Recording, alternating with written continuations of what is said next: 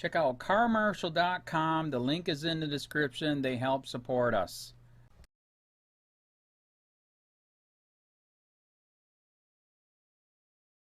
Video proves cop robbed innocent man at gunpoint, blamed robbery on innocent bystanders. A police officer held an innocent man at gunpoint, stole his pants, money, and phone, and smacked him with his service weapon, and then filed a false report claiming he was the victim. By Rachel Blevins, January 25, 2018.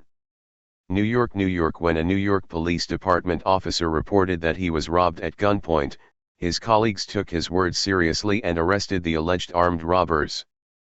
But surveillance footage showed a very different story, in which the only one who was at fault was the officer who claimed he was the victim.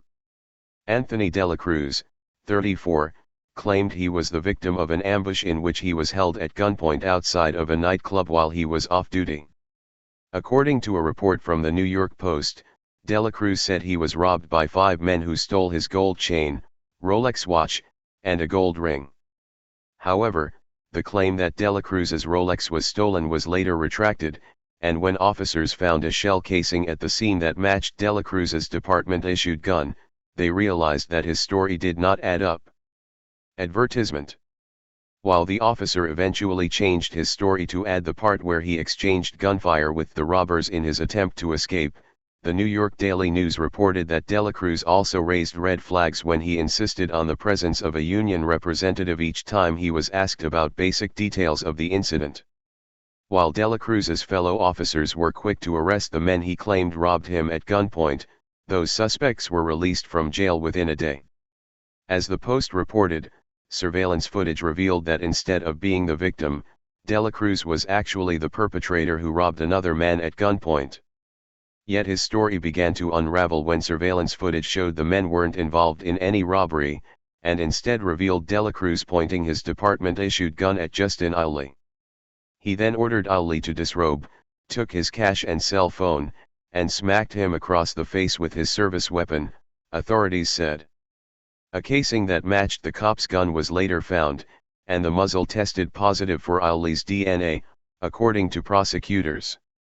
More footage allegedly shows Dela Cruz and an accomplice fleeing the scene carrying clothes and shoes, and a man wearing only underwear and a t-shirt wandering back into the frame. Not only did the surveillance footage help investigators to learn what actually happened, it also led to Dela Cruz's suspension. While the accomplice who was with Dela Cruz has not yet been arrested, the NYPD officer has been charged with 14 counts of robbery, assault, and filing a false report, and he faces up to 25 years in prison. In response to the incident, Brooklyn District Attorney Eric Gonzalez said he plans to hold the officer accountable for his actions. This defendant's alleged brazen and criminal behavior was in direct contradiction to the oath he took to protect and serve, Gonzalez said.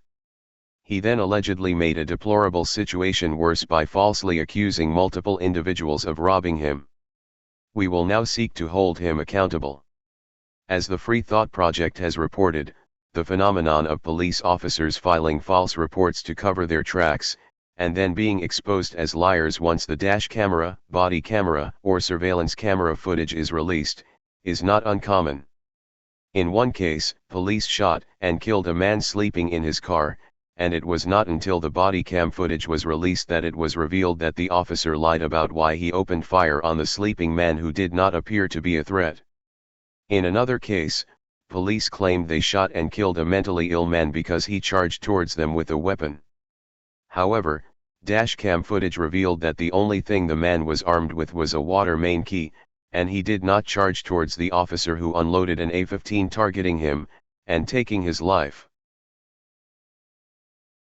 County, this is Charlotte County Cop Watch, and I wanted to explain what fair use is. You can use pieces of your news articles if you're doing it for news reporting, you have commentary, and you're doing it for education purposes. So that's what fair use is, as you can see right here. Another reason why I wanted to make this video is to let you know I have just joined with Patreon. A nice thing with Patreon, I make no money on YouTube. They took the money away years ago, and so this is another way to give. And it's a nice thing too, because you can give monthly. You can give $1, $5, $10, whatever. I do 4 to 5 hours a day on trying to wake the sheeple up on how corrupt it is and different ways that you can fight the corruption. So Patreon is a way that you can do it, and then of course the old way is still there. Donate to Sheriff County Cop Watch with PayPal or credit card. So keep that in mind. 4 to 5 hours a day. I make no money, but the corruption happened to me, and I'm sick of it. So I'm trying to wake people up. But my wife would love it if some, if we could get some help out there. There's 47,000 subscribers. Just think if each one of you subscribers just gave a, let's say, actually, yes, $1 a month. 47,000 subscribers gave $1 a month. That would be awesome. That's not going to happen. But anyways, that would be great if it did happen. But, do the math in your head. Just think about it. Like I said, 4 to 5 hours a day. I get no money from YouTube. YouTube has gone nuts. You can't do anything anymore. They're taking the money away everywhere. So these are a couple different ways that you can still help out with all this time that I put in. And as you know, I'm in a special situation where, at least I can do it, 4 to 5 hours a day. We have a cleaning company during the day. That's what allows me to do this, and we're debt free. So this is my hobby.